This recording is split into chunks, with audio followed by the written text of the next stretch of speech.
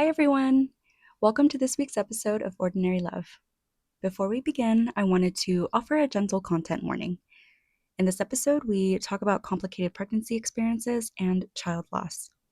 These can be deeply sensitive topics, so please take care of yourself as you listen. If you'd like to skip this part of the conversation, it begins around the 52-minute mark and ends at around the 1 hour and 5-minute mark. Thank you so much, and I hope you enjoy the episode.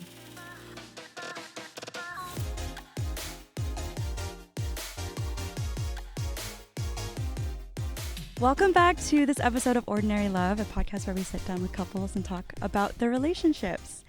Today I have my nani and my tito. They are actually the parents of Jake, who was our first episode.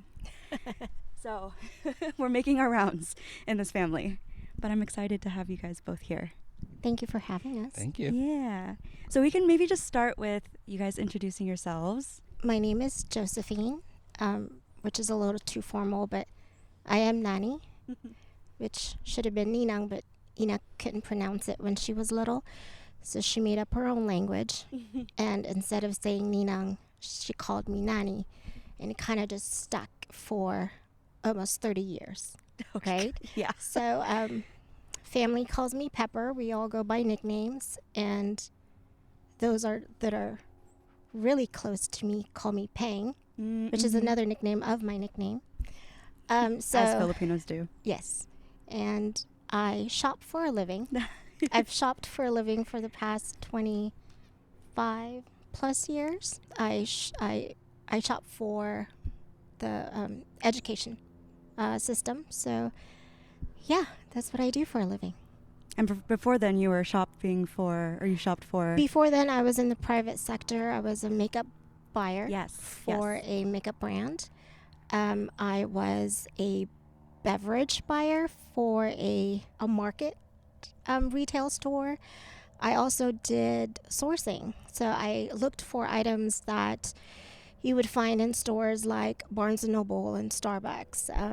It was really fun. So when I say I shop for a living, it's because I literally would source things and see where they're coming from so we could bring them to the stores here in the States. She shops for a living both professionally and recreationally. Yes. I never buy anything full price because I learned for a living that you should look for the best bargain you can. My name is Nelson, and I am Ina's tito. I've been Ina's tito for Very long as long time. as she can remember.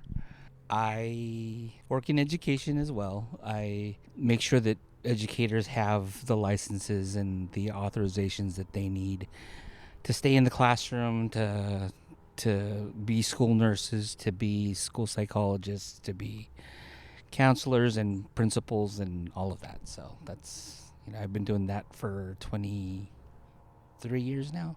So Nelson and I are parents to two boys. Jacob, who was in your podcast, is our 22-year-old. And we have Noah, who is our youngest, and he just turned 10 a couple days ago. And we have a very photogenic, handsome chocolate lab named Bear. Who is not here right now, Who's not unfortunately. If he was here, he would wreak havoc on all the equipment that's out here. Okay, well, thank you guys so much for introducing yourselves. I'm really excited for this because, like Tito said, he's been in my life for as long as I have memory. You were 4 when we started dating. Yeah. It was your birthday, actually. I Oh, think was it my birthday? It was your 4th birthday where he came and met the family. Met the family, yeah. Yeah. Like, the whole family, including like the family friends and Yes, everything. everybody. Not the immediate family, but it was like oh look, this is who she's dating. Like everybody literally met him at your birthday. Oh my God, I didn't realize it was my birthday. My first memory of you, Tito, and I say this all the time, but it was, so at the stage I was 4 years old. You came in and you were like trying to make me laugh and you were doing these magic tricks on me. One of them being that you pretended that, can you do it? Yeah. The broken thumb. Yeah, the broken thumb. Where I pulled the thumb out and put it back. Yeah, which in hindsight, it's a really cool trick, like a really cool party trick, but it What a really way to freaked make me it- out. What a way to make an impression. It on a really 4-year-old. freaked my 4-year-old self out. And that was my first memory of Tito. So I'm really excited to hear guys' story. How long have you guys been married now?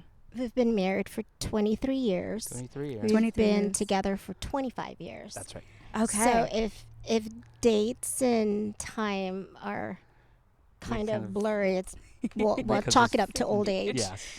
Yeah, you guys on the podcast so far are the longest running. Together. Yeah. Yeah, so far. So no one's going to blame you if some of these memories are a little fuzzy. Yes. This is funny because we had to kind of game plan this morning, and we Yeah. kind of just like, I said, did you see Ina's set of questions? And he said yes, and then we just started laughing because we know why we started laughing. And the reason why I think we're excited to sit here is because we're going to say something really interesting because not a lot of people know about it. Really? And when we say not a lot of people know about it, Jake doesn't even really know about it. I Nobody in think the only family a hand. really knows. And when I say a handful, I think like 2 of our very good friends know about it. Really? so- wow, I feel so honored. It's gonna. Okay, All right. should I feel honored? I don't know. So I don't know. I mean, but you know what Tito said. Live premiere. So we said when we got engaged, right? Yeah. Like a very good girlfriend of mine who knows our story said, "All right, are we going for story A or story B?" I believe it's still in a poster where we had during our bridal shower where she said, "Let's stick with story A." And for 25 years, Yep. we've kind of just stuck to story A Story A. because, should I just come out and say it? Okay. Yes. Go ahead. So 25 years ago, we met online. This is okay. Now keep in And mind this keep is in mind, this is way before like the eHarmony. there was no dating apps back in the day. Yeah. The internet was like, The internet was literally just happened. yeah. The internet was probably 5 years old at that time. And see, I'm laughing because now it's like, I don't know why we stuck to story A because in 2025, it's not a big deal, Yeah. right? okay, But- so story B is the real story. Correct. Okay. So story B goes, again, back in the day, there was no such thing as eHarmony or Tinder. I don't even know Those- what the dating apps yeah. are nowadays. Yeah, like Tinder, Hinge. Back in the day, it was literally called Yahoo Chat. No, it was Yahoo Oh, Personals. see, I don't even know. So it was called Yahoo Personals. back then. Personals. Okay. What? So I have never heard of this. Right, and I thought it was just chat because literally you go in to this room, right, and you just start chatting with people. Mhm. And when I told him this morning, okay, we're just gonna come out and say our story. We're just gonna come out and say story B, only because again, back in the day, it was not the norm to meet people. Not that way. Not that way. So this was 2020. 2020. 20. Oh, No, no. 2000. I'm sorry. 2000. See, I'm telling you, I'm like days are 5 years Yeah. ago. I know days are. This How is do we have year it? 2000. Y2K. Year 2000. Okay. Right. So I guess I told him, okay, I'm going to say the story because this is what I remember it to be. I was coming out of a very long-term relationship. And when I say long-term, it was 8 years. It was not my intention to go on Yahoo to meet somebody. I didn't even know how those things work. But I went in because I was like, okay, well, that sounds kind of fun, right? Like you go in a room and you start chatting with people. Like, Like this novel idea. right. And it wasn't like a one-on-one chat until you want to. Yeah. And I honestly don't even remember how we got to talking or how we ended up. That's just See, I went on as a rant. It was kind of the same thing. I was dating here and there, whatever, and then it got to a point where like it's almost pointless because it's like you never meet anybody quality. It's hard for a guy to begin with. Back then, it was even harder for like an Asian guy, and so I don't even remember what I ranted, but it was kind of like Asian guys get the short end of the short stick. end of the stick because right. everybody wants the tall guy, the 6'3" and whatever, and so it was kind of like a rant like that, and then she came on and said, well, no, That's not true. that's not true, and then that's how we basically got to talking, right. and then it just became more of a And I then like talking to this and person. then I think we started like sharing things about each other. We're like, oh, no way. I'm from the Bay Area too. And that, yeah, obviously you're Filipino. And I think. Oh my God. Yeah. There was like no, it wasn't like location specific. No, it You was just happened literally to be- just, I wasn't in there to look for somebody. He Right. wasn't in there to look for somebody. I was really but just pissed off. But I think he was the angry God, Asian Jake. man. Jake, But it's just like you. so I think starting off on that, like very casual, Yep. finding out that, We just San had Jose some common State. things. And then we went to the point, that, and obviously this is like, you kept logging on and hoping to see that he's still there, that you have somebody to talk to. We found out that we at one point worked at the same building. Yeah. In downtown. In downtown San Jose. At the same time. And Different floors. Right. And I said, no, I worked at the Twin Towers. And he said, I worked at the Twin Towers. Yes. Yeah, second my and Santa Clara. gosh. And then we would buy lunch at The same sandwich place across the place. street. And We were both at San Jose, San Jose State at the same time. we would talk about, oh yeah, I used to walk by where they would hang out with his friends, but obviously because I was with my partner then, I wasn't looking around, right? But then I knew where he was exactly hanging out. We would walk by because I would either go to Burger King or Jamba Juice or make copies at the copy center. So we honestly feel like at what point or another that we would have seen each other. And there was even funnier was, that was year 2000. So at the turn of the year, so Y2K, we were actually in the Philippines At the same time. What? Yes. And it wasn't until like months later when we were talking about it and I said, I was there. And he was like, no way. I was also in the Philippines. And at one point, too, at San Jose State, I wanted to join Akbayan, the Filipino American group. And I went to like the meet and greet with a friend of mine. And it was the worst experience ever. We literally sat there and no one paid attention to us, right? And we left and we said, it's so cliquish. Like they all know each other already. Like they're not going to welcome anybody. And at that point, he was part of it already. But I was probably not at that meeting because there's two parts of that group. There's the actual group part, and then there's the cultural side that does the PCNs and all that. And that's who I associate with. I guess long story short, if you're going to believe in fate, there were so many chances that we could have met and we didn't. But you met after you were done with school. Oh, yeah. Yes. But you were at the same school. We were at the same school. And we worked at the same building. Yes. So that's story B.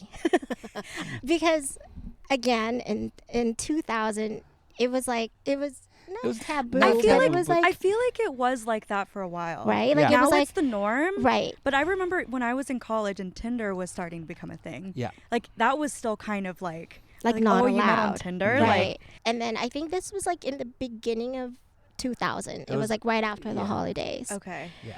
And then in March was when we finally said, hey, do you want to meet in person? Yeah. But it was still platonic. There was nothing, it was right? very It was like, friendly, okay. kind of. We made it out of the chat, I think, Yeah. and we just started talking to each other on the phone.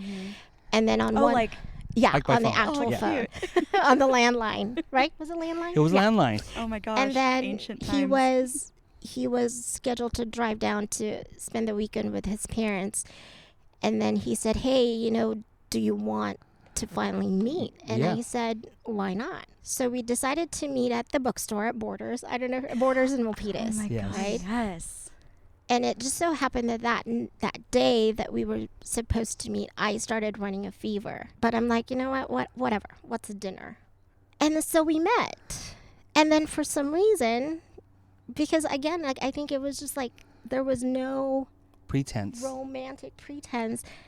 I was like, he was like, do you want me to drive? Do you want to drive? I'm like, oh, sure, I'll ride with you. I'm like, what the hell? If you think about it now, like stranger you online. ride with a stranger that you've only met a couple of months ago and you get in his car. But by then you had like realized that you had been in the similar spaces. Oh, yeah. Yeah, Right? because Yeah. we started saying, like, what do you mean you were in the Philippines at the same time? What do you mean you worked at the Twin Towers? Yes. What do you Right. mean you were hanging out there when I would walk by? So I think knowing that there were so many things that could have been the opportunity to meet, but we didn't, You just it happened was to meet kind of like, online. that is so crazy, It's, right? it's nuts. I guess you'd say that was our first date. So we went to Original Joe's in downtown.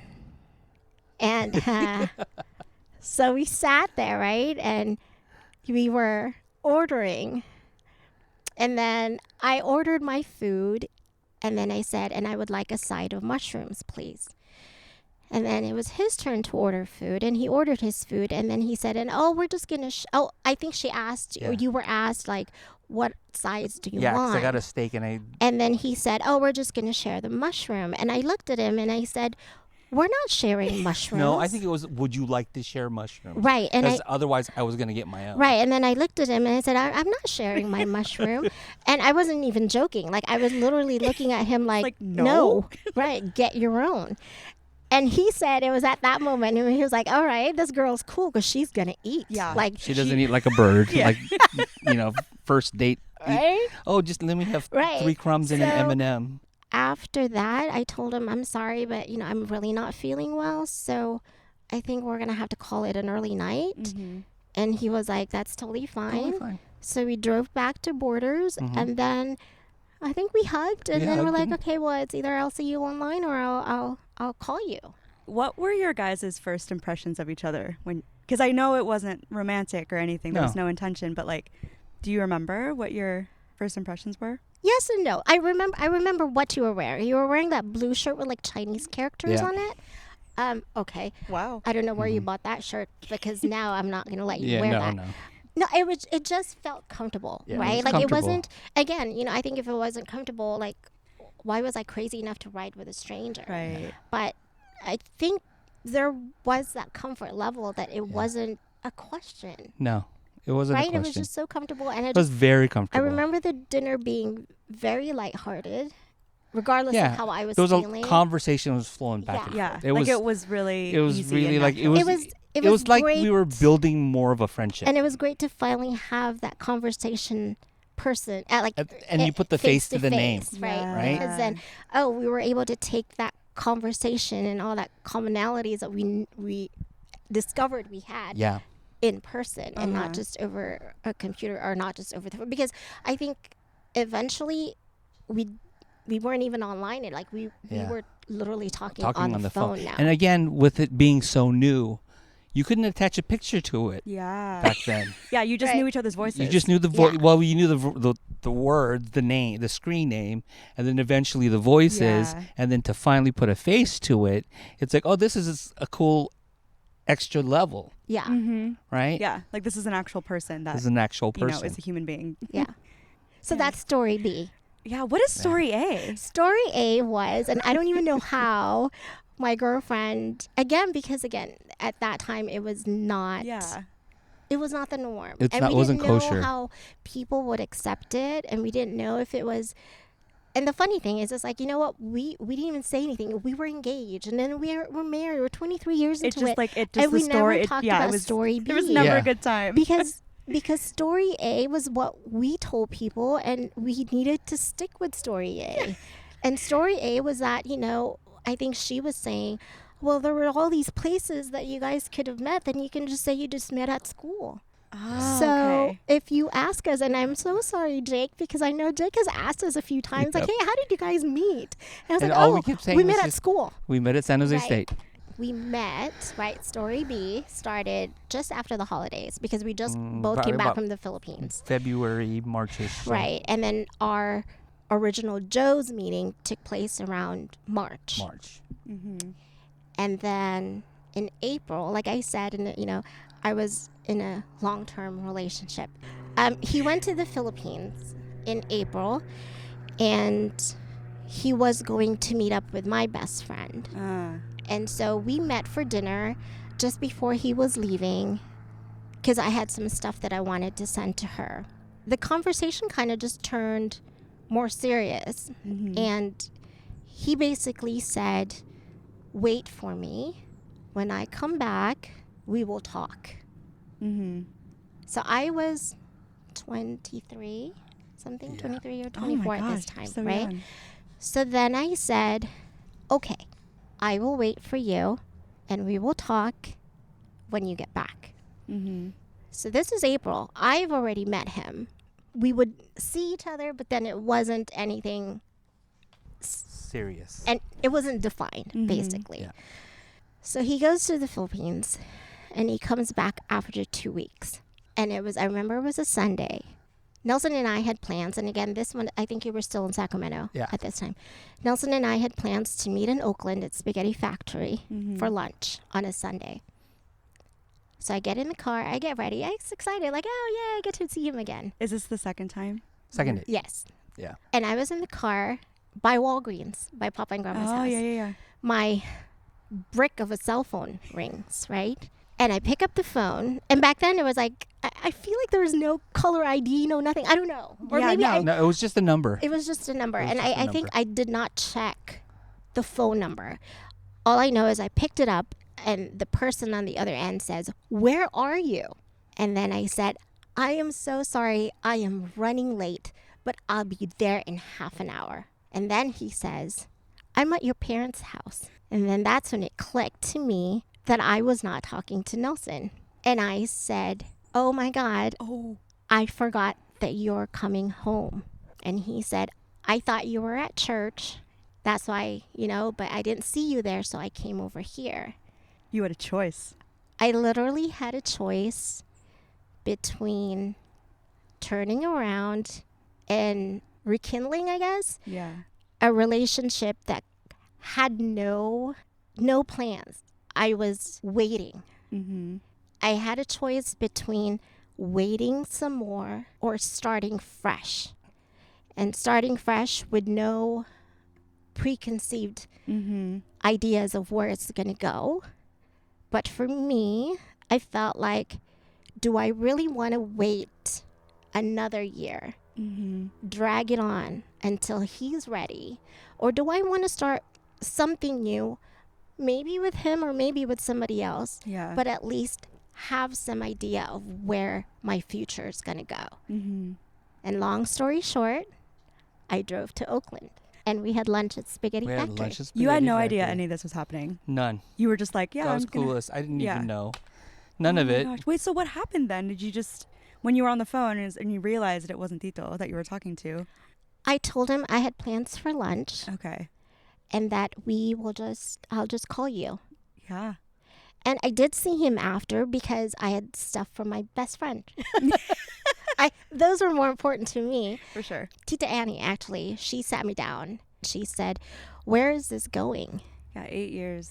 And I Long said, time. "I don't know where it's going." And the reason why I'm asking you is I think he has this notion of, I have my woman on the side. Mm-hmm. She's ready. So let me do what I want to do first because Yeah. I know I have somebody to come back to. Mm-hmm. And she kind of put that in perspective for me because I'm like, that's not me. Like, why would I Yeah. wait? But then why did I also stay, Mm-hmm. for as long as I did? So I think it was, I got to the point where do I want to be? Because I'm not getting any younger. And yeah, so it was literally and figuratively a choice I had to Yeah. make. Yeah. And I chose to drive to Oakland and have lunch at Spaghetti Factory. Sounds like that was the good choice. I think so. Yeah, the right choice. Yeah. 25 years later, it's And I think for myself, counter to that, I was already done with that life. I was, 26, 27? Yeah, almost 27 at that point. And I'm like, I'm ready to date to marry versus to date to just date, Mm-hmm.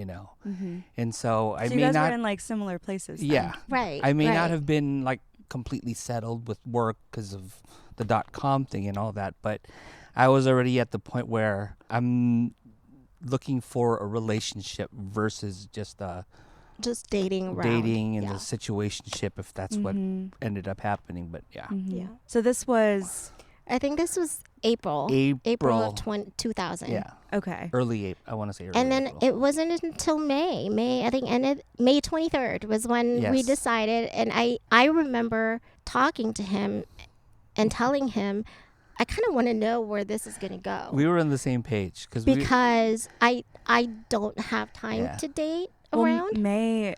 By then, you guys had been talking for like. A couple of months. Yeah. So Couple months. was it moving fast? Like, I think so, Yeah. right? But then it was also like, I want to know where you see this. I just remember asking you, are we on the same page here? Right. And then we kind of just, yeah, I'm with you, and yeah, I'm with Like, you, and I'm in it if you are, Yeah. kind of thing. And And then so that's it. that's kind of how it happened. Yeah. Yeah. So it sounded really easy, the conversation. It was. It was. It was like, hey, so what's going on? It's like, well, I'm in it. I mean, it I'm probably, too. it Like, probably okay. doesn't sound as romantic as we, No, but yeah, it was just like a natural progression. It was. Yeah. So that's story B. Wow, how does it feel to talk about it? You know what the funny on record. I On know, record. and that's why I told you today. Like, okay, because it's stupid that we stuck to story A for as long as we did, but then it was like, It just kept perpetuating. It's just like there was never a good time to be like, oh yeah, by the way. by the way, right? And then in the 25 years we've been together, no one has really asked us how we met, Nobody. except for Jake. I remember, like, recently he asked us and was like, oh yeah, we met at school. Anyway, because Yeah, because that's just the because thing that's that you say. been the story, Yeah. and because of the stigma around at the time. at that time, that it was like, oh God, what are our parents gonna say, or what are our siblings going to say? And then now it's like, oh God, what are my children going to say? But then, That's how everyone meets now. Yeah. yeah. yeah, That's so funny though that you guys met online and it We're wasn't even like a pioneers. dating site. It wasn't even a dating wasn't. site. And you met and you had so much in common. You were both Filipinos from the Bay Area. Yep. You both had like very similar lives. very Yeah. similar lives, Yeah. right? And I think maybe that's why It made sense. it made sense to Right. start talking and chatting up with each other because of all those Yeah. common things that we had. Yeah. Now you can say it proudly. Right, now Yes. because it's all out in the open.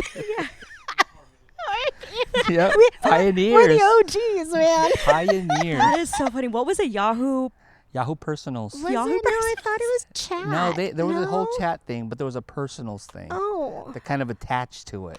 did I go in the wrong room then? I don't know. And I was like, See, I don't even know. You just wandered But in. again, like I said, I was just ranting. So that story. Oh my B. gosh. Well, thank you. I'm honored to be the place where Right, you came right. out with this story.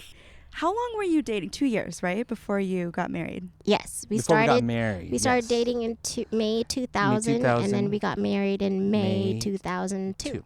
How did you propose, Tito? Or like actually, what? Before we even go there, how was like the 2 years that you guys were dating? Because Tito, you were still in Sacramento, right? I was living in Sacramento. I probably moved down, gosh, I want to say probably that summer. Were you guys doing like the long distance-ish thing? Oh, Where, gosh, yes. Yeah. Oh. There was a point where, okay, this is even going to date us even more. There was still quite a bit of long distance rates as far as paying for Cell phone. cell phone, Oh my gosh. landline yeah. phone calls.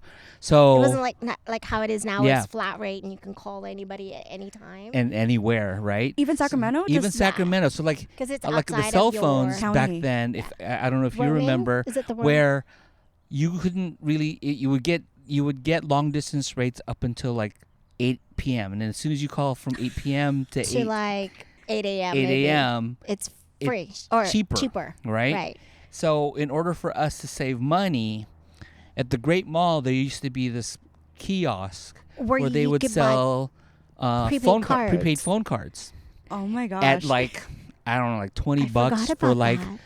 1,000 minutes. It would be like 1,000 minutes for like 20 bucks. Yeah. And so I would use up my 1,000 minutes, and then the card that I would get her, she would use that 1,000 minutes, and then that would be our week. And then I'd come back down and buy Right. another card. Oh my couple cards. God. You remember I that? completely forgot about that. Also, because back then, like, my cell phone, Nanu was paying for.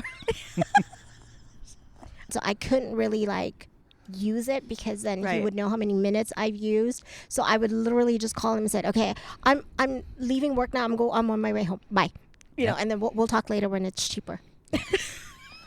And then I would come down on weekends, Mm-hmm. and we Yeah. would go to the movies or go out to eat. And Sunday I'd drive back home. Yeah.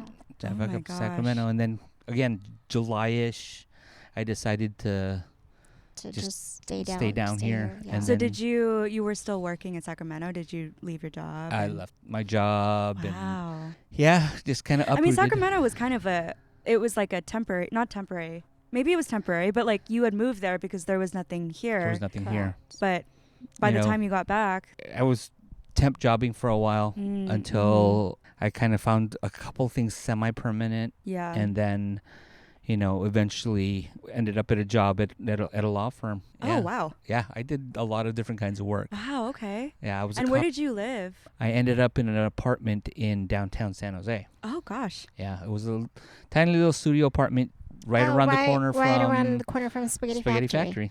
I remember it took $500 to furnish that. Yeah, that IKEA studio. We drove to IKEA. Oh, you helped him furnish it. Yeah, and then it was literally very small, and he parked at the garage in front of Spaghetti Factory, the San Pedro garage. Yeah.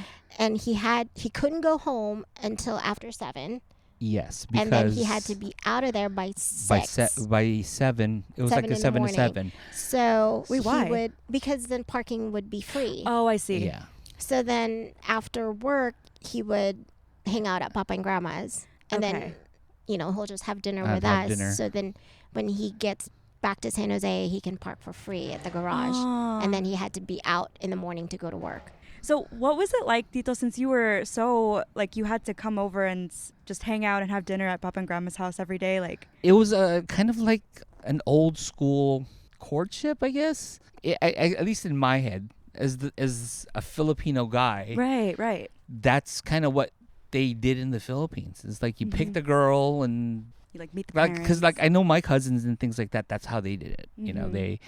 They spent a lot of time at the girlfriend's house, and that family got to know you just as much as you got to know them. It was slow in a weird kind of sense, but then it was fast at the same time, because again, we're at the point where you're gonna be it for me. And I think because was Bella already? Yeah, Bella was already born, and it was almost like he had no choice.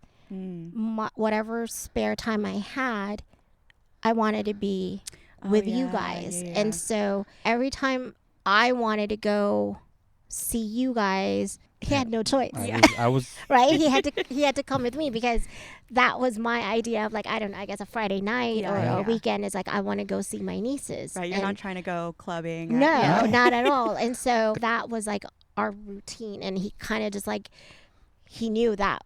Yeah. Was how our weekends were going. Oh, so you really did watch us grow up, Tito. He literally did. Yeah, actually. Yeah. And then how did you propose, Tito? I don't actually think I know this story. It was not planned at all. It wasn't. Really? It was not planned at all. Okay, you have to understand. We're not the big grandiose romantic kind of. No. And I always said, if you're going to all of a sudden say, hey, we're going to Napa and we're going to get a spa date and we're going to do this, then I'm going to know that it's going to happen. Right, because it's not characteristic. It's not us, right? No. But then the more serious we got, I started thinking, oh crap, I shouldn't have said that, because I have a feeling he's going to do it in the middle of Taco Bell, and that's not what I want to happen. I was like, I should not have said that I don't want the nice proposal, because I'm not. As if there's no in between. Right. It's Taco Bell, it's or Taco Bell or Napa, day, one of those. We had gone to my parents' house, and we were driving back late, and I needed to get her home. On the drive home, all of a sudden, our conversation just kind of got serious. It's always the car conversation. It is always, because you're in there by yourself. Yeah, there's nobody to share your conversation with. But we just started talking you're it for me. I'm done. Mm-hmm. I looked at her and I said, "Are we doing this?" And she looked at me and said, "Are we doing this?" And then all of a sudden, I found myself pulling. I still remember we pulled off the Bernal exit in Pleasanton, close to Nanu's house. Near Nanu's house, and there was just some random. It's a business park right around the corner there, and I found a space right underneath the light. I got out of the car, no ring, no nothing. Yeah. She opened the door on the other side, and I got down on my knee. I asked. Yeah. She said yes, and then we got back into the car, and as I'm getting back into the car, security is coming up in the truck. Right? Oh my God, I forgot about security. And then security's asking, "Are you guys okay?" And I'm like, "Yeah, we just got engaged." Yeah, he was like, "You can't be here." The security's here? Yeah. And so we drove back to Milpitas, giddy Yeah. as could be. But he also, okay, like that was like, we knew, right? Yeah. Okay, Right. we're eventually I going to love get that married. you didn't like prolong it. It's like, okay, now we have to plan for the proposal. It's like, we're doing this? Yeah. Yeah. Okay, let me All just right. get on one knee right now. Yeah. But, after that, like But then- he also, he did the whole Yeah, yeah. I proper did the thing whole about I talking did. to Papa. Pamahikan, like, yeah, I just learned about we this. did the thing where it was kind of funny because we sat down with Papa and Grandma. I said, we've been dating for a little while, and Yeah. I just wanted to. And meanwhile, this one is already crying. Because Of course she she's is. always crying. Papa said, "Okay," Yeah. and then after that, we had dinner. I think because I don't know, they cooked, so we Yeah. didn't go out for like a We didn't- celebratory yeah. dinner. We went to the dining room. We went- I think also because they knew that his intentions were well and good. Like he was literally consciously trying to Be a part of your be life. a part yeah. of everybody that's part of Everybody. my life. Mm-hmm. Again, there was no ring, and the funny thing about the ring, he gave it to me on the day that I found out that I was getting laid off. That's not what I thought you were going to say. It was like a dinner that everybody was home, Yeah. and you were gonna you gave it to me when it was just you and me. Yeah. But I guess it was planned that everybody was going to be home and we were going to celebrate. However, Oh, it was like it a was really like a bad day. sad Yeah. day because I lost my job. I mean, I got engaged, but I lost my job. So I actually gave her the ring at Borders. But I mean, Yeah. that feels very romantic in that that's where you guys first met, right? Yeah, 'cause after we had dinner, we went to like we Yeah. normally used to do with we the went whole to family, Borders. like so No, I much don't remember of this. what we did involved the you whole guys. family. Oh, So yeah, because yeah. like we would do a night where, after dinner we'd all just go to Borders or we'd go to Walgreens. Yeah, We'll we go to did. Walmart and we'll go Yeah. as Yeah. a Just, Just, like, family. walk around. So we went to Borders. We were at the parking lot, and just after we just got out of the car, and I got down on my knee on her side and said, again, and I gave her the ring. Well, that must have been a mixed bag for you then, Nanny. Yeah, But it probably yeah. was like after that really hard day. It was know? it was good to at least end it Yeah. on a Yeah. really great note. Yeah. Right. And then how long were you guys engaged for? A That was year? actually a little over a year. Which Grandma was not a fan of. Yeah. Why? She always thought that so many things can happen if you have a long engagement, right? If it's A year is a long engagement? I think Back then, I back think- then it was. In their time, you say, "Oh, these are my intentions. I want to marry so and so," Mhm. and then in 6 weeks they're married. And I said, Ah. "Mom, It doesn't work it that way doesn't here. work like that here, Yeah. right?" And she was like, "Yeah, but it's such a long time, and so many things can happen." And we're like, "No, it's It not." was the right amount of time. Yeah. For sure. And you had the wedding here. Yes, Yes. in Mountain View. So we got married in Mountain View, and then the reception was in Palo Alto. Yeah, I have some memories of that of that day. Yes. They like to make fun of me because I made it about me walking No, down it was the aisle. it was very cute. It was It very was cute. very I cute. had On the record, someone told me to do that. I had what six Six. flower girls. Yeah, so I was all a flower of girl. my nieces, and it was very cute. It was very cute. Everybody had their own personality. One was crying down the aisle, Belle. and the other one took her time and waved at everybody. So it was very cute. Yeah, these stories of me keep coming up during these episodes. Now knowing the Build-A-Bear story. Gosh. Oh yeah, Yeah. we all know that too. Okay, and then you got married what year? May 2002, Two. Oh, okay. And then Jake was born. 2003. Did you have the kids conversation really early on, or? Well, also kind of just want to say this, and I was the early 20s kind of woman that said, I don't want to have children. I don't even want to get Oh. married. I already have my nieces. I'm okay with that, Aw. right? And then I guess, it takes meeting somebody Mhm. that you're like, okay, this is who I want to spend the rest of my life with, and this is who I want to build a family with. Yeah. And so it took meeting him and seeing his perspective to make me change my mind, and I'm so glad that I did. Mm-hmm. I didn't know that. Because I was also the scorned, bitter, angry Asian woman. But I'm so a glad match that made in my- heaven. Yes, and so Yeah, no, I understand that feeling of like, it does take the right person. Correct. Yeah, because then it's like, oh, like I can see us doing this together. Correct. Versus like when you're before the right person, it's just like, oh, like, can I see myself having kids? Can I see myself, you know? But it's easy to change when For you have sure. the right person. For sure. So Jake came next. Yes. We got married in May, and everyone was saying, oh, when are you going to have a baby? Yeah. And we're like, we literally just got married, Yeah. people. Right? I know that And we weren't planning. And we were not We planning were planning at all. on doing some travel and Yeah. kind of getting to know each other because she Because never. we didn't live together. Yeah. Yeah. We didn't live Yeah. together before, and So you moved in after you got married. Correct. Yeah. Because, Okay. Papa and Grandma would not have had it. For sure. no. The funny thing was that we got married in May, Mm-hmm. and then in July, 4th of July weekend, we Yes. went to Vegas with his family. Yes. And we were in the pool with the whole family, and I was doing belly flops, like to nobody's, Yeah. no one No, can I stop mean, me. There was nobody else. There in was the nobody pool, else in the right? pool, It was and I'm a like, little- "Ooh, check yeah. me out, right? I would do belly flops. And then that night, we went to the buffet with the rest of Yeah. the family. And mind you, this was Tito and Tito Ed. They're men. They have bigger appetites. And I easily out-ate them. She ate us under the table. We come back from vacation, and Grandma said, why do I have a feeling you're pregnant? Grandma? Really? Yes, and I Oh my said, gosh. y'all are crazy because I am not pregnant. On your birthday, Yes, that's right. at your house, Yeah, your apartment on Cherry. Wait, I remember this. we walk in late. I was literally just walking in the door, and Grandma said, I brought some pregnancy tests Oh for my you gosh, Grandma. from work. And in my head, relax, people. Let me eat dinner, and I'm going to go to the bathroom, and I'm going to prove to y'all that I'm not pregnant. Everyone was like waiting for me to finish eating. So I did the test. It hasn't even been 30 seconds. Your mom was in the bathroom. Tito was in the bathroom. Grandma was in the bathroom. And we all found out at the same time. And then we looked at each other like, oh my God, we're pregnant. And you Yes.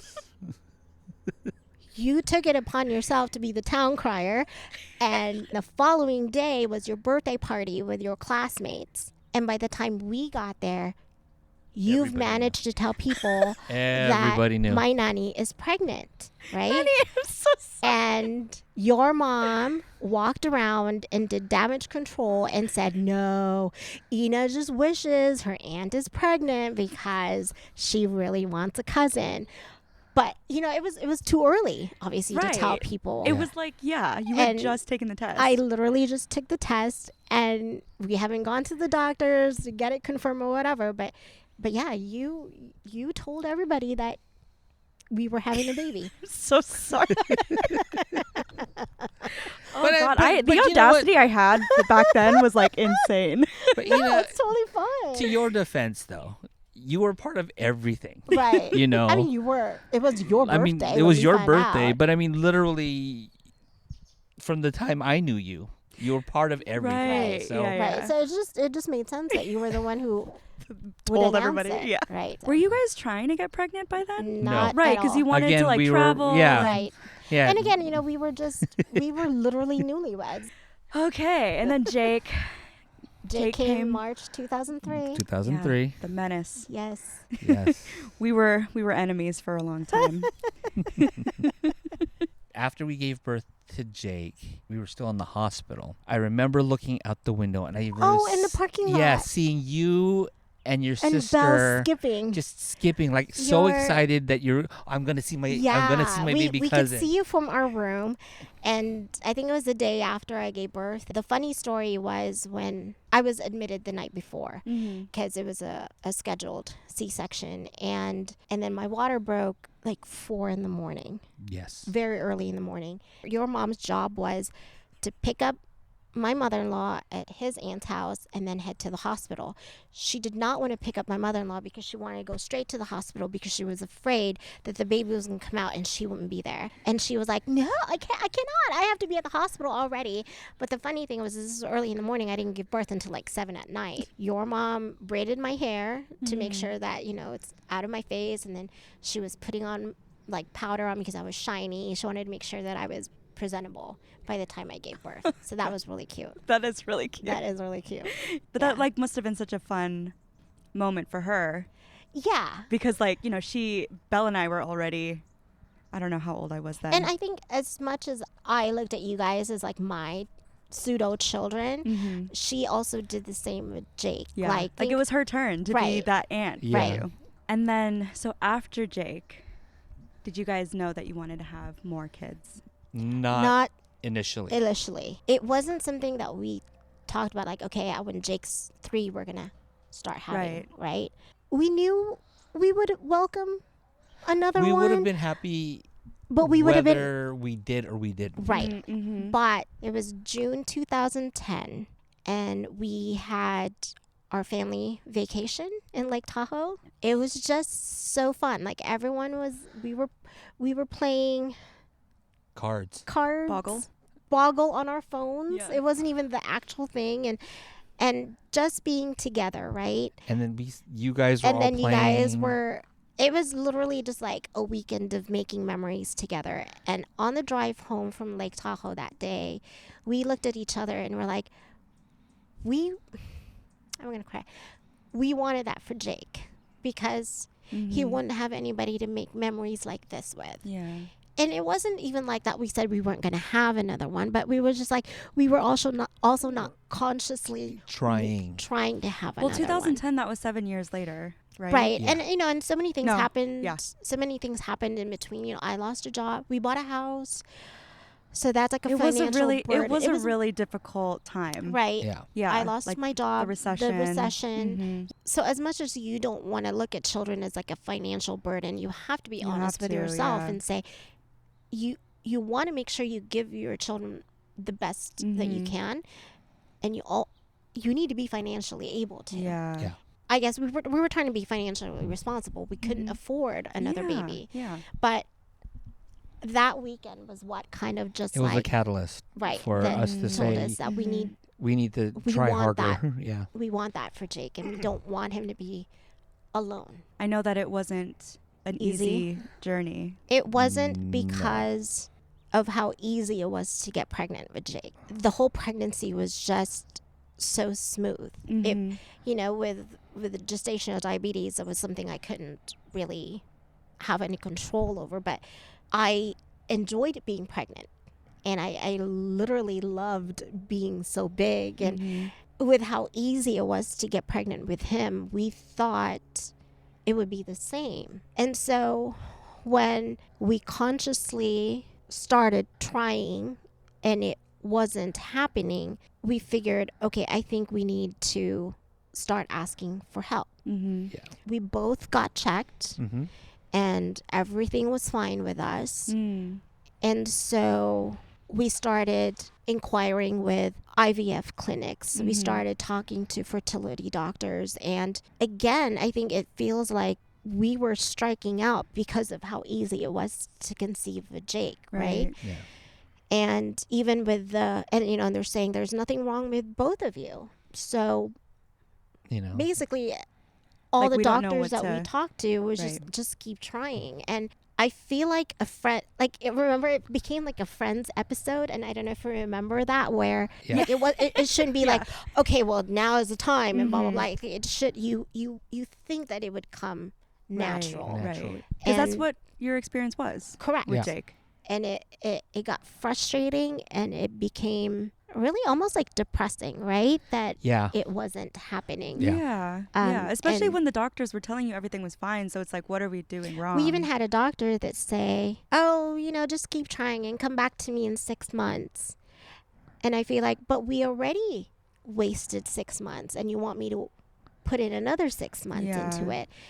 And then we met with a fertility doctor in Danville, and they said that we were not candidates for IVF again because of how easy it was with Jake, and because there's nothing wrong with him and there's nothing wrong with. So it was it was like, are you stressed at work? Are you this? Are you that? And then, but we were like, obviously something is not happening. Right. And it wasn't until I found a doctor. I told her, like, I don't know what's happening. She did all the tests that she could, and she was the first one to call out second infertility. And I didn't know what that meant, but she said basically, if you've been trying for a period of time and nothing is happening, it's second infertility. You were successful in the first one and not in the second one. And after that, she was the first one who really did like a more thorough testing with me. I ended up having surgery. She basically said, the surgery would increase your chances of conceiving. It didn't. I mean, I went through the surgery, but nothing happened. Really? And, so it basically, we were like, if it happens, it happens. And I think we need to just kind of leave it to God's hands, right? Yep. I remember this clearly because we were fighting when we went to go visit you in Santa Cruz. In Santa Cruz. Because again, we wanted so much to get pregnant that it became It a wasn't task. fun. It was not fun. No. And It was stressful, it sounds like. right, we already had plans to visit you, but my calendar was also saying this is the prime time. This is like a friend's episode. This is it, Yes. right? It's like, This is the Phoebe birthday dinner. right. Yes. Do we visit Ina or do we, follow the calendar? Because every day I was testing. I was testing to see if I was ovulating. And it became A chore. a task. It became a Yeah. chore. And again, it wasn't fun. It was more like, we need to get it done because we want to have a baby. And I said, nothing is happening. It's not happening. And it's frustrating. Yeah. And we finally said, you know what, let's pause. Let's pause because this is we're fighting. This is not happening. Let's just take a pause. Let's regroup. And then we got pregnant. Yeah. Of course. We got pregnant when we least expected it. Yeah. Which is what happened with Jake, too. Right. Yes. Right. Absolutely. Yeah. I mean, 3 years of No answers. no answers. Nothing. Like doctors telling you to come back in 6 months and like trying literally getting surgery. My God, I didn't know that happened, Yeah. but that must have been really hard. Surgery, acupuncture. I Yeah. remember the tea, the grossest smelling tea Right. that the I was told acupuncturist would make you. to drink make tea. you I was drink. told to do this, and we tried. We Yeah. tried everything. Oh, even Short of we even did the feng shui stuff where if you had Put like pomegranates fruit- on your side table. yeah, on the side table of your Wow. bed. Elephants with the trunk down. And I don't know if you remember that, but at one point our house was filled with elephants with trunks down. No. Because according to feng shui, the trunk down is what will, help with infertility. And I woke up one day and there were pomegranates on the side of my bed because Tito read somewhere where pomegranates were, with the seeds and everything, that helps with infertility. So we tried. We tried everything literally under the sun. everything. Everything. Yeah, it's like what do we have to lose? Correct. Yeah. And then so how did that go?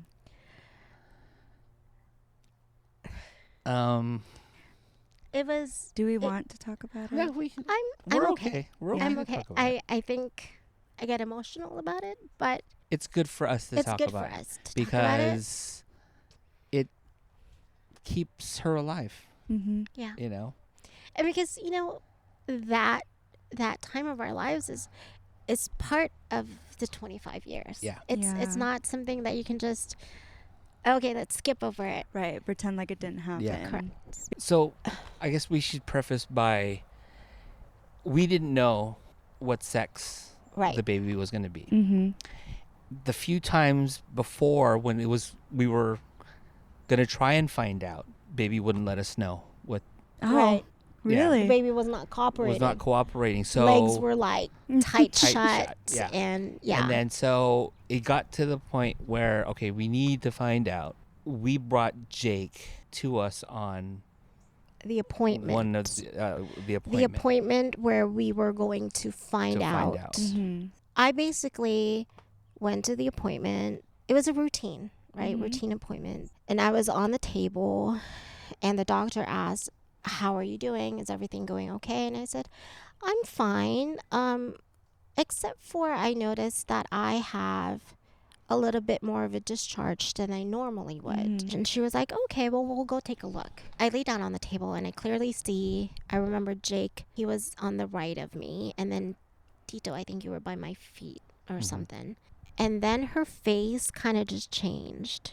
Her assistant, who was always the one that would work with me whenever I have my appointments, her face changed.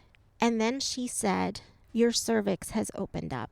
And I didn't know what that meant. And then she said, I think the baby is going to come out. And mind you, I was only 19 weeks. So the baby cannot come out. Too soon. And it became chaotic in the room because my doctor started freaking out. Her assistant started freaking out. And my concern was, Jake is in the room. I don't want him to hear what's happening. She said, we need to admit you right away because the baby might come out. And calls were made on their end. I remember saying, my mom isn't here. Because at that time, both grandparents went on a cruise to Hawaii. Together. Oh my gosh. And they I remember literally that. just left like 2 days before. So they were in the middle of the Pacific Ocean. Like The cruise was to Hawaii. there was Right. no way There was no stops. we could get a hold of them. And the doctor said, you have to go to Hayward because that's where my high-risk doctor was at that point. On the way home, I called your mom and I said, Nani, they said I'm going to lose the baby. And your mom left her work. Within 20 minutes, she was here. And she got on the phone with the doctor. And she was yelling at the doctor. And she said, what the hell do you mean that my sister is going to lose her baby? You need to do something to save that baby. So they said, you need to bring her here as soon as you can. So you guys went to the hospital, the four of you. Yeah. So the four of us went to the hospital. And I was just basically like stunned. Like I didn't know what to say. And I just remember it was your mom that was like She was, yelling at the doctors, telling them they need to do something. but at the same time, she was trying to calm her down. She was trying to calm me down. She was And consoling make sure Jake was okay. not scared. They said, we're going to admit you. We're going to try to save the baby and tip you over. So my hospital bed was inclined because they didn't want any more fluids to be leaking out, the amniotic fluid basically. And several doctors came in and out. And finally, one doctor said, if we try to save the baby, we might not be able to save you. And it was the hardest conversation because of how long it took us to have a baby. But then at the same time, we have Jake. I had to think of Jake. And so basically we said, please try whatever you can to save the baby. But at the same time, I cannot. I cannot go. Yeah. The whole night, family started coming. Yeah. Right? Because mom and dad were not in town. Yeah. The Dimarumbas came. A Lola men even like fought with the front lobby and said, I'm her mother. So they would let her in. So Jake went home with you guys. And it was early that morning when they told us, it's either you or the baby. And even if both of you survive, there's no guarantee the baby will live. At that time, we found out that it was a girl. That was then. She didn't have any skin because she was only 19 weeks. Her organs were not developed. Her brain was not developed. She was a little gummy bear, like you guys called her. We had to be resigned to the fact that we were going to lose her. And Kaiser was very generous to let us take our time. Yeah. They gave us They moved us to a more private room. Their name badges had a little dove on it. And we didn't realize what that meant until after everything was done. And it was basically letting people know that this is a family that lost a little one. So the family, my cousins, your mom, my sister, and Ed and Nanu, they all came first thing in the morning. And they didn't start giving me medicine to induce myself until later that afternoon. They wanted to give me time to be at peace with the decision that we made. By this time, we were able to reach out to Papa and Grandma on the cruise. Obviously, they couldn't do anything because they're in the middle of the ship. But what was, I feel like, a saving grace was that the four of them were together. Yeah. And they were all able to grieve together. Mhm. So finally, like, maybe around 6:30, everyone was in the room. And then it just started. I started feeling pressure, and I knew it was happening. Mm-hmm. So the nurses took everybody out. I wasn't there yet. It said everybody needs to go out. I think somebody came and me. got you, that that I was already having contractions. So he stayed, and I said, I want my sisters. I wanted Nani and his sister to be in the room because my mom isn't here. And it was chaotic. So many people in and out. And the doctor finally came, and the head nurse was there. The nurses that were working with me were there. I remember Nelson was on the right of me. The sisters were on the left of me. And I just started singing. She sang the song from Tangled. From Tangled. I See the Light. And I don't know why. I don't know why. I just started singing. And then I realized I don't want her to hear all of the chaos that's happening. I want her to hear my voice when she comes out. Because Grandma always said, working with ICU patients, right? She says the hearing is always the last to go when someone's passing away. And I said, if I cannot save you, I want you to at least have it that it's my voice that you will hear when you come out. And somehow singing just made me be at peace. Yeah. I asked them, can I hold her? I don't want her to go without feeling that I held her. And they said, you can hold her for as long as you want. So Kaiser was very generous. I did the skin to skin with her even. She was already gone by the time she came out. But I held her.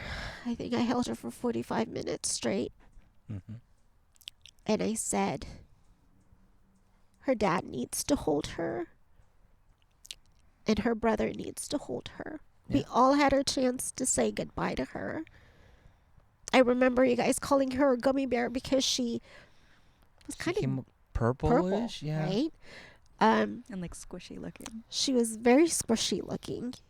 And she was very tiny. But I could hold her in the palm of my hand. She was that small. And I know Jake held her for a very long time. At 10 years old, that was a lot. That was a lot to take, right? But in my head, like, how lucky is she that family is here? Because at that point, they allowed everybody to be in the room. We passed her around, so everybody had a chance to say goodbye to her and hold her. And this was just before 9.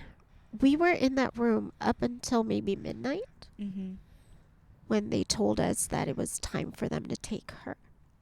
And so, yeah, that was March 26th, 2014. But there was this...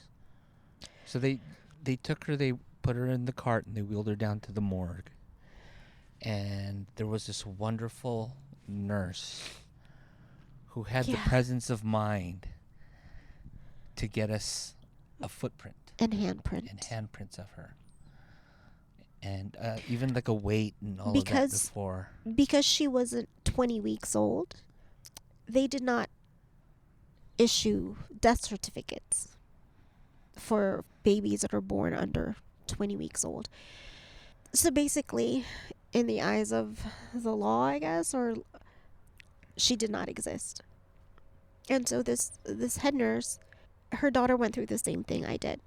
And it's called incompetent cervix? incompetent cervix, where your cervix opens up prematurely. It's nothing that you did. It's just women's bodies are different, right? So her daughter went through the same thing, and her daughter's baby was also, in the eyes of the law, not legally present. Mm-hmm. So she makes it a point that whenever it happens to patients, that she goes to the morgue and takes a footprint and a handprint and the weight information for the parents. Because as a parent, you would want to have that. Yeah. And so we're lucky that we have that record of her. But yeah, but like I feel like I'm so thankful that Kaiser gave us that time to be with her and grieve and be with family and I'm crying not because I'm crying because I'm glad that the memory of her is still very fresh in me. Because again, as a mother, my fear is that I will forget, or that people will move on and forget about her. And I cannot allow myself to do that because she's part of our life. Yeah. I know that after was a really hard time. Yeah, that was a difficult year. Yeah. Nothing made us happy as a family. We went to therapy. Like as a family. As a family, that was important for me, particularly for Jake, because he was there when we found out that was all this was going to happen, and then to then lose his sister and all of that. It was like this. But the therapist was, our concern was because obviously it affected the marriage, right? Yeah. It was like, I'm grieving. No, my grief is worse than yours, and we came to the realization that okay, we need time out. We need somebody to say, is this normal? Is this not? And we did it as a couple, and then we wanted to make sure that Jake also got to speak with somebody. Yeah. He had his session with the therapist, and then he came out, and then she called us back in the room, and then what we basically said was, like, we don't care what happens to us. We want to make sure he's okay. He's going to be okay. And she said, he's going to be okay. He's going to be okay. And at that point, I think we both looked at each other like, it's a make it or break it. Yeah. Nothing worse than losing a child can either make you or break you. Mm-hmm. And stuff like this has broken people. Yeah. We just said it wasn't a choice. No. We were going to have to go through it together. This is a pain that only we understand. And so with that and with that talk with the therapist and whatnot, we kind of got a few tools. I give her chance to grieve and verbalize and do all of that. I would come in and say, I'm there with you, and vice versa. She would, when I would have my downturns and stuff like that, and she would let me talk it out, and then she would say, and I'm going through it too. I honestly feel like if we did not have Jake, it would have been just easy to throw in the towel, right? Yeah. But he also did not deserve parents that gave up so easily. Because everybody goes through their shitty times, and I guess ours may be shittier than others, but it was a make it or break it. Mm-hmm. Yeah. And we chose to not break. Mm-hmm. And I think looking back now, it was obviously the right choice, but at the time I can imagine that. And we even canceled Christmas that year. I don't know if you remember. I don't know if you remember, but I think so. We did not want to be around people. Yeah. I did not have to pretend. I did not want to pretend. I did not want to take family pictures. It was hard for us to celebrate. I mean, because like family pictures, but then but my family is not complete. Yeah. And I'm glad too that everybody kind of gave us grace and did not push it. Mm-hmm. I know Papa and Grandma were not happy that we boycotted Christmas. Yeah. We literally packed the car and we went to Monterey, and we brought a little Christmas tree with us, and we set it up in our hotel room, and we just said, this is going to be Christmas like this for the rest of our lives. Mm-hmm. Because there's always going to be a missing piece. Mm-hmm. Yeah. I think that something that I really love about our family is how close we are. But like in particular, like the three of you have this like very special bond, and the three of you came out of it that much stronger in your Oh, yeah. relationships with each other. I think so too. I mean, it certainly bonded the three of us even more so. Because I mean, who doesn't go through Yeah. a trauma like that and not get bonded? Because it either bonds you or it breaks you. And Yeah. for us, it was not a choice of it breaking us. It Mm-hmm. we had to let it bond us. Yeah. You know, now, like even to this day, she is still very present. Whenever we take family pictures, we have this stuffed elephant. You named her Mia. Yes. Was there any significance behind that name? Well, her Mia's- full name is Mia Hope. Mia Hope. Mia was always kind of like a name that we said we're going to give her if we were going to have a daughter, because it's a combination of both grandmothers. Mm-hmm. So my mom's name is Marley. Her real name is Marley Alegria. And my mother-in-law's name is Leah. Oh. So it was a perfect combination of both grandmothers' names. And she would have been born around grandma's birthday. right. Her due date was the 15th, and grandma's birthday is August 9th. So it would have been a great Yeah. like Gift. I guess for the grandmothers to have that. And we gave her the middle name Hope when we were in the middle that night in the hospital. Yeah. And It was because Mia also means mine. mine. Right? Mm-hmm. So my hope, it was kind of like just a hope for the three of us Yeah. to kind of be able to stick through and get through this get through together, it. Yeah. And then Noah came along. And then Noah came along. That's a story. That in and was of itself. also a process, because I think maybe that's the pregnancy I was thinking of that was like very, I mean, obviously, right? Oh, But, Yes. difficult. That yeah, one was but difficult. it was difficult, but it was also like very heavily monitored. Right. Yes. Right. So the story behind Noah was also kind of funny, because after the miscarriage, my doctor wanted me to meet with a fertility high risk Yeah. type of Right. doctor. And then he said, I want to start you on a hormone treatment. And in the event that you do want to try again, then at least we know the conditions of your eggs. Okay. He prescribed me the hormone treatment, and he said, you need to do this on a Friday because it will wipe you out for the rest of the weekend. Mm. I did the first injection, and it hurt like hell. And Tito did the second injection, and I remember our bench in the living room. By this time, before the second injection was even going to come in my belly, I was already like laying down on the bench. I don't even know what happened. I think I was just in bed the whole weekend. Wow. And after that, I said, I don't want to do this. This is so taxing. This is so painful. I don't want to do it. And then he and I kind of came to the conclusion that, you know what?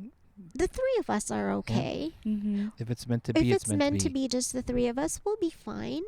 I think having that conversation of like, we're done. We're just, Jake is fine. We'll be fine. Yeah. Kind of lifted the stress from us, right? And the ironic part of this is that I find out that I was pregnant just as we swore off anything else that would help us to try to get pregnant. So like It like happened. the same. Yeah. Yes. It like happened. like same thing that Yeah. happened before too. And we go in it with fear. For sure.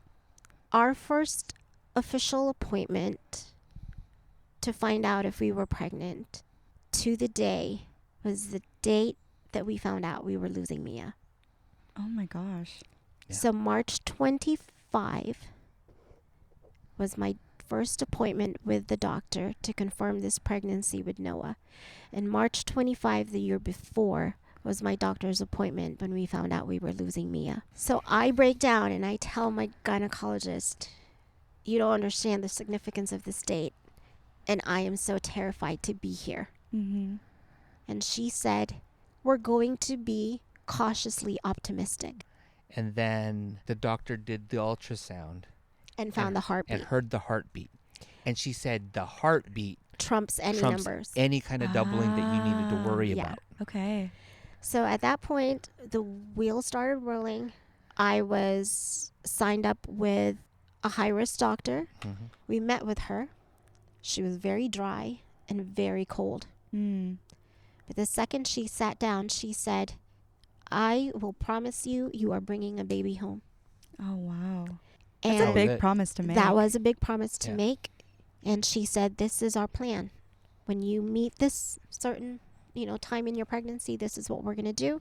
And this certain time, this is what we're going to do. We're going to take it a milestone at a time. Mm-hmm. We're not going to look at the whole 9 months. So at 15 weeks, she told me, your cervix is very weak. So my plan is to have you go through surgery. We're going to close up your cervix and hope that it stays closed throughout the pregnancy. Mm-hmm. We'll monitor you. And if at any point I see that the length is, Shortening. getting short, then we have plan B. So we felt very confident with her because she came in with a plan. Yeah. And she broke it yeah. down to us. And so Dr. Robinson, Yep. she, whatever she lacked in personality, and I She say made up this with foreign skills. she made up foreign skills. Long story short, October 29, Just a few days ago. we had little Noah join our family, Yep. safe and healthy. Wow. I don't know why I didn't realize that the time in between Mia and Noah wasn't that much. It not that long. wasn't. 'Cause, And like- again, Noah was not planned. Yeah. Just like Jake wasn't. But, the doctors wanted to, I guess, just make sure that I was going to be Yeah. okay for Yeah. when we decide But to they have did. another They one. did say that if we do decide, we need to decide a little quicker because Of my age Of as your well, age. because I was Mhm. already 39. We call Noah the rainbow baby. Yes. and that's why And- the name too. I mean, Mhm. for the longest time, we couldn't figure out what Noah's name was going to be. It wasn't for Jake, why not Noah? 'Cause Oh, wait, Jake named him? Yeah, Jake named him. Yeah. Jake was like, Noah with the ark, and after the storm was, the brand new hope of life, and here's Noah after the storm that we went through. Aw, Yeah. And so, yeah, so Dang, Jake. Noah, yeah, poetic AF. for reals. For reals, hence the tattoo. Yeah. Yeah. Check out the Jake and Bell show for for a tattoo tour from Jake. Yes. But thank you so much for sharing.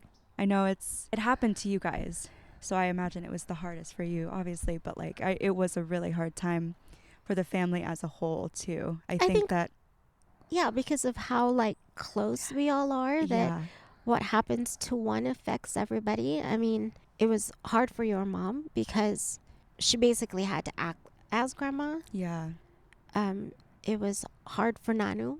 Nanu actually was the one who made arrangements for Mia's cremation. mm-hmm. I give props to all our siblings. For reals. Yeah, Because in our time of need, with both sets of grandparents not around, at least one thing that I took away from that whole experience, seeing how quickly everyone mobilized and Mhm.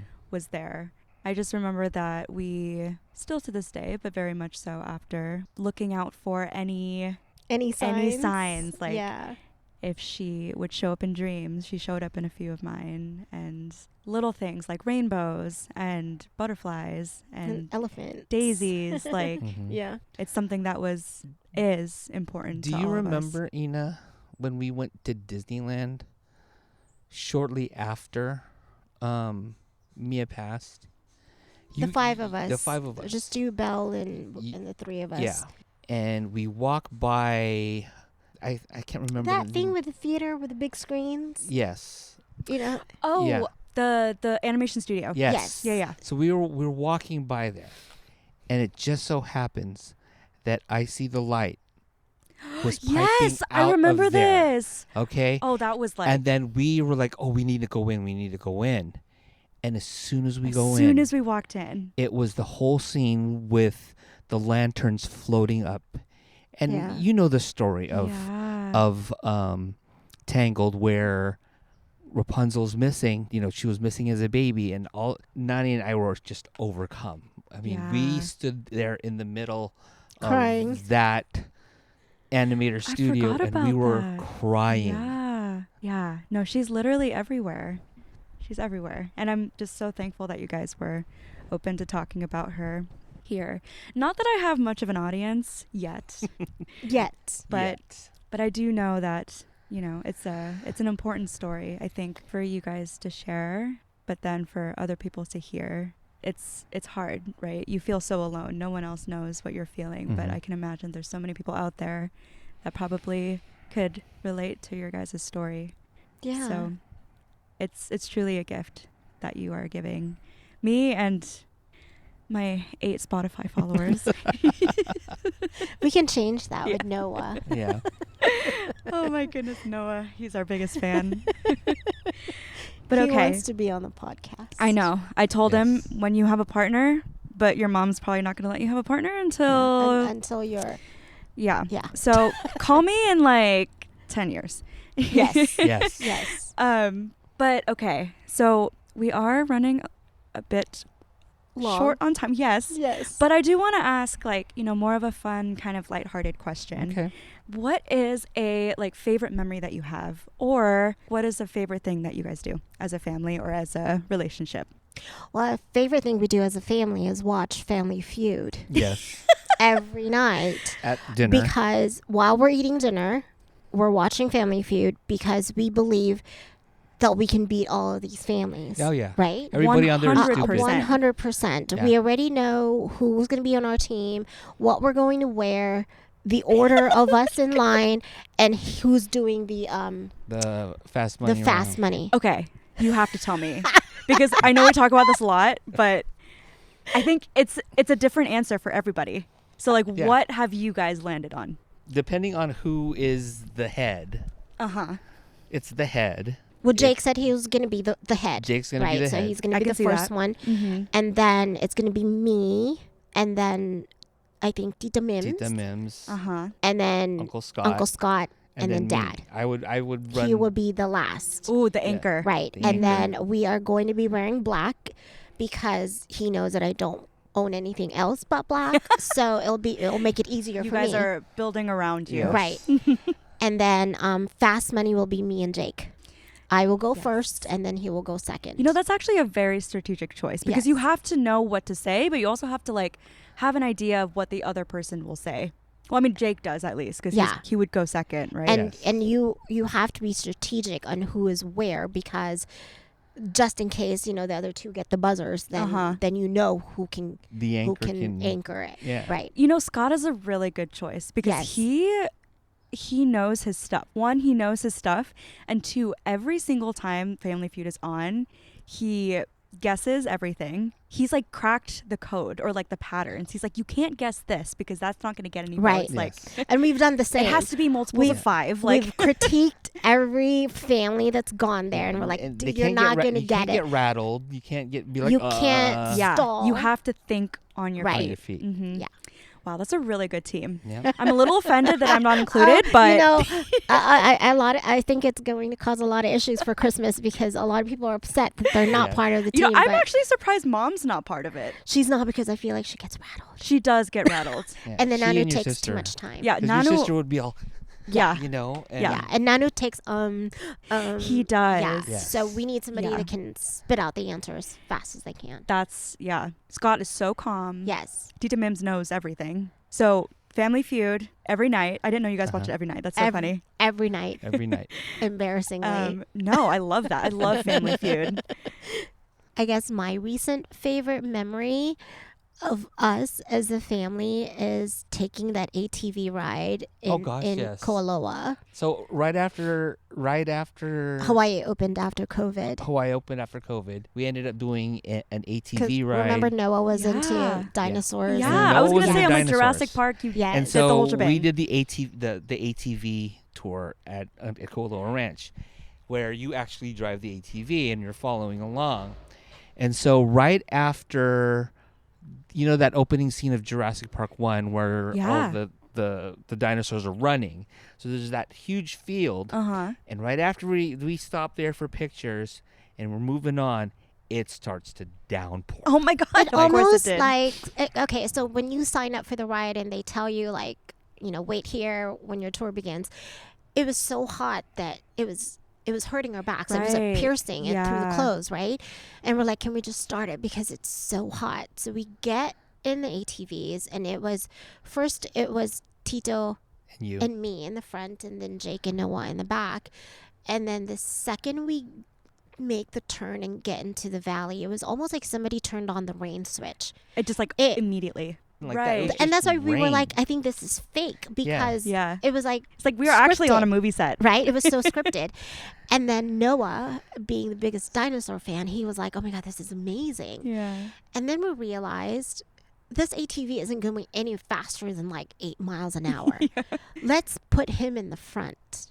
And it was downpour Mhm. and it was muddy. And we said, every pothole you find, you gun it. So the mud will come. Because at that point we're soaked. We were soaked. Yeah, it's There like, was So we're like, why you know not? what? right? Yeah. Just And go for it. Right? he was laughing the whole time that mud would go in his mouth.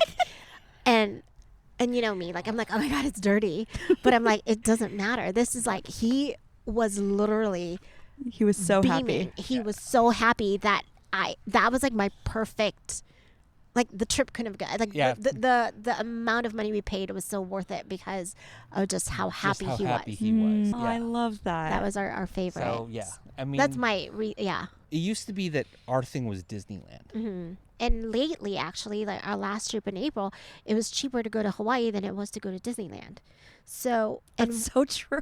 it's so simple, Mhm. and we don't do expensive dinners. Oh, you mean Hawaii? We don't, yeah, Yeah. I mean, yeah, we don't do anything crazy expensive. We literally just get find a beach Mm-hmm. And you're just and there just all day. There all day. Yeah. And And we get in the car and we just drive around. and just to see how happy Jake is in Hawaii and how happy Noah is, we're like, why didn't we do this sooner? Right? And Yeah. now it's It's so different. Our- I feel like Disneyland is so like, I don't know, high energy and like Yeah. there's so much going on and so and overstimulating. because it's so expensive, you want to make sure you do. Yeah, you want to make sure you everything. do everything. All the food is like so expensive. I mean, I guess Hawaii is a little expensive too, but like not for the things that you want to eat, like poke. Yeah. It's like, No. We literally, like our last trip, we were at 7-Eleven for like almost an hour because Yeah. we couldn't figure out what to eat, right? Yeah. Because we were getting food to bring to the beach, and we're there because of how simple mhm. simple pleasures. Yeah, you really assume the Hawaiian lifestyle when you're Yeah. there. And Yeah. we love Yeah. it, and we're like, why didn't we do this sooner? That's so true. I didn't even think about that Hawaii became your guys' thing after Disneyland. yeah, You guys went to Disneyland a lot with Noah, right? No. not as much as Yeah, as that's much what I was as going to say. I'm Jake. like, maybe like Disneyland was the three of your thing. yeah. Yeah. You know, and then Yeah. like now that, you know, Noah's Because older. the funny thing is he likes it, but when we say, do you want to go to Disneyland, he's not a Disneyland person. Right. And we're like, who are you? You're not who's- our child. Whose child are you? Because Jake used to be like, let's go. Yeah, Yep. yeah. And now you have family there, so Yeah, Yeah. more excuses to go. for reals. Yeah. I know. We love them. Yeah. Your mother-in-law's my bestie. Thank you guys so much. Thank you for being having on the us. podcast. Honestly, something that I wasn't expecting, but that I really love about doing this podcast is that I just get to sit down with my loved ones and hear about their love story in a way that I probably never would have. I You mean, would not have known Exhibit Yeah, A. you got an exclusive. You have not have known Story B. I know, You like got you an heard it exclusive. first. You heard it here first, folks. For I am real. so happy about that. Actually, like I had no idea this was happening. You need to keep this from your sister until she actually sees the episode. I know the Oh, episode. my sister? No, her Oh, sister. your sister. Okay. Mom knows. No, she No. doesn't. She doesn't. Okay, No. the only people that really know about this is Tito June. But one of my bridesmaids, Tanya, she's the one that told me to stick to Story A. Oh my god. So Wait, so oh my god, okay. Nobody knows. So I Nobody have to knows. this is gonna be like a promotional, like a way to promote the Yes. episode because like it's like you heard it here. So yeah, you heard it here, folks. You're very, very special to know this very exclusive information that apparently my mother doesn't even know. yes. My mother, her sister. Yes. Um See, I so- can keep secrets. we have to ask the family to give the A reactions. reaction Yeah. video, right? Or we should just get the family together and like broadcast it. Thank you Well, so thank much you for for watching. having us. Thank you guys for being here, and thank you for watching and listening. This has been Ordinary Love, and we have new episodes every other Tuesday. If you like this episode, subscribe and follow. And if you know somebody who would like to be on the podcast, I am always accepting new podcast guests. So Except for Noah. except for Noah. Except for Noah. If you are under the age of 15, Yes. 18. Let's just do 18. Yes, let's do 18 for legality yeah. purposes. But thank you so much, and we'll catch you next time. Bye. Bye.